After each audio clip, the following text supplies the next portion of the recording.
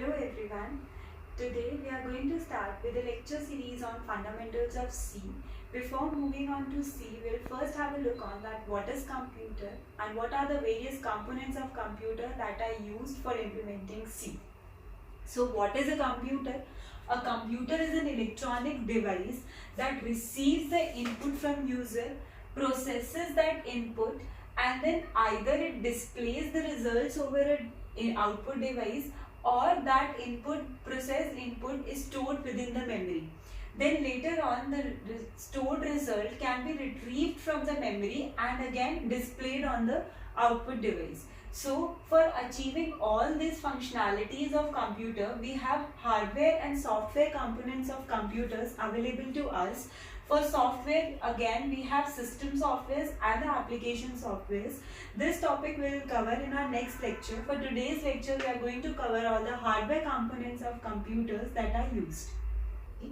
To receive the input from user, we have input devices available to us. There are various input devices that are available to us in market. Some of them I have written over here, but other than these, we have many input devices. So user provides input to the system using any of these input devices.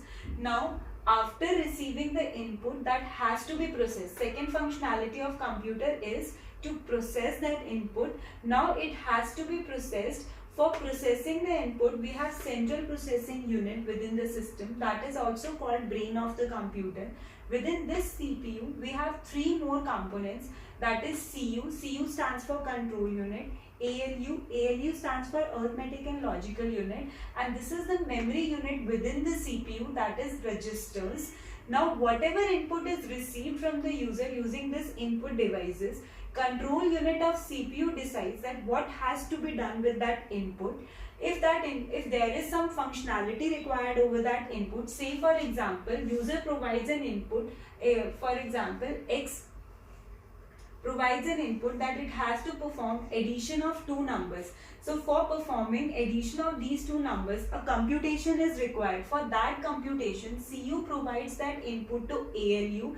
ALU processes that input, and if that input has to be, next process is to display the result. So for displaying the result, output devices are used. These are the two major examples of output devices. Other than this, we have many output devices as well. These are the major examples which I have written over here. For output devices, to display the result, what 5 plus 4 we get 9, and this output has to be displayed to the user. For that, monitor is used, or we can print that over a page. For that, printer is used. So input given from the computer, input given by keyboard input device, that is received by CU. CU decides that an arithmetic operation has to be performed over the input, that is provided to ALU, and after that it is provided to output device for user to see the result. Now there are some operations that need a small memory space at the time of computation itself. Say for example, if we had to perform addition of only two numbers, that is fine, it will be done very easily. But what if we have to perform addition of three numbers? What if this has to be done? So in this case, how computer works is, it first performs addition of two numbers, and after that it performs addition. After that, third number is added to the sum value of first two numbers. For example, first it will compute 5 plus 4, that is 9. Now this 9 after computation has to be stored within some memory, and after that the remaining number, that is 2, has to be added with this number. After that we get the result. So for this intermediate memory space that we require at the time of computation, CPU has its own memory, that is registers, to have that storing within the CPU at time of computation itself. So input received from input devices, control unit decides that there has to be some operation performed over that.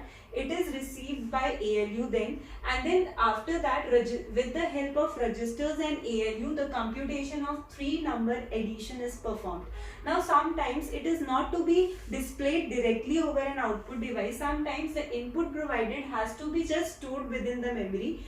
So for that we have memory unit with our computer, and within the memory unit we have primary unit as well as secondary unit. The examples of primary unit can be RAM and ROM, and the example of secondary memory can be many examples of secondary unit are there. Say for example your pen drive, magnetic tapes, all these are the examples, CDs, all these are the examples of your secondary memory. So these were all the hardware components of system that helps in accomplishing these functionalities of computer. But to control all these hardware units of system, we have softwares installed over the system that we are going to look into the next lecture. If I could help you with my lecture, please like it and share it with your friends so it benefits the maximum people. Thank you.